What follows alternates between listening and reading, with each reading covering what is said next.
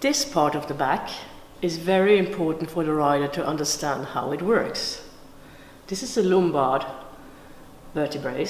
They don't have the chest ribs. They only are like these little fish things standing out here. Yeah? And these go back here. There are 6 of them. They go back here to come to these. And these, you can maybe see, these are movable here in between. These are 5, and they are grown together. And in between here is a little, like a V like that.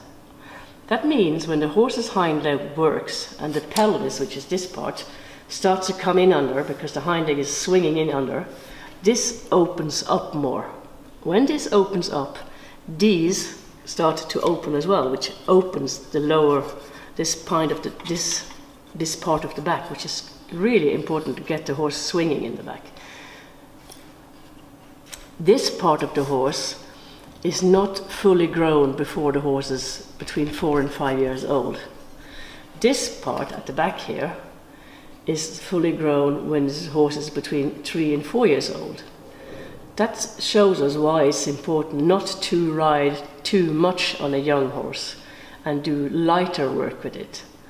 So like doing work in hand, like for instance for Piaf, it's okay to do if it's a young horse if it doesn't have a rider on. But it shouldn't be a rider on at that age because this isn't finished developed yet.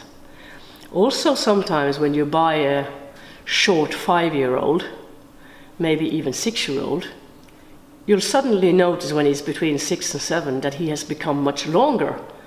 And that's because these vertebrae have made him longer because they're still developing.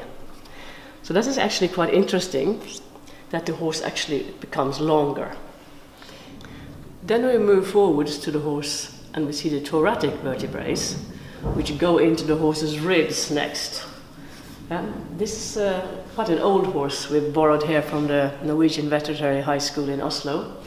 This is a calcification, which is of course not normal and which makes less movements in the horse. This is another place that they're a little bit tight maybe. This could be kissing spines, which means that the horse, it touches it. It touches. And nowadays you say that it's not really a big problem with kissing spines because if you work the horse properly, it will open this part of the back and it won't have a problem with it. But of course best is if there's enough room between the vertebrae so that the horse mechanically can work well. Another interesting thing is how far forward the first rib is in the horse. It's like behind the shoulder. Many people think it's far back, but it's very far forward. And in good riding, you like to have your leg in the front area of the horse's rib cave. Many riders like to put their leg very far back and have a clinging leg hanging around in this area of the horse or even here, which is very irritating for the horse. They really like to have your leg here in the front, and this is where these ribs come together and these come together, and there's muscles coming together here, and this area makes the horse very sensitive for your leg. So it's like with my own body, if you tickle me, and you tickle me here in the lower part of my rib, I'll be a bit like, oh, stop doing that. But if you tickle me here, I will probably raise my leg and go, oh, stop doing that. And it is the same with the horse's body. So it's an advantage. Or this is where you're supposed to have your leg, in the front area of the horse. And sometimes when you say, like, when you're doing a walk pirouette or you ask the horse for canter, you take your leg, lower leg, 1 hand breadth back, which is like that much. So you don't need to take your leg up here to ask for the canter. You don't need to take your leg over here to ask for a walk pirouette.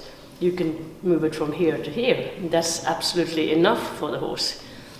He's very sensitive, the horse, so it doesn't need to be talked to in big letters. You can talk to him in smaller letters.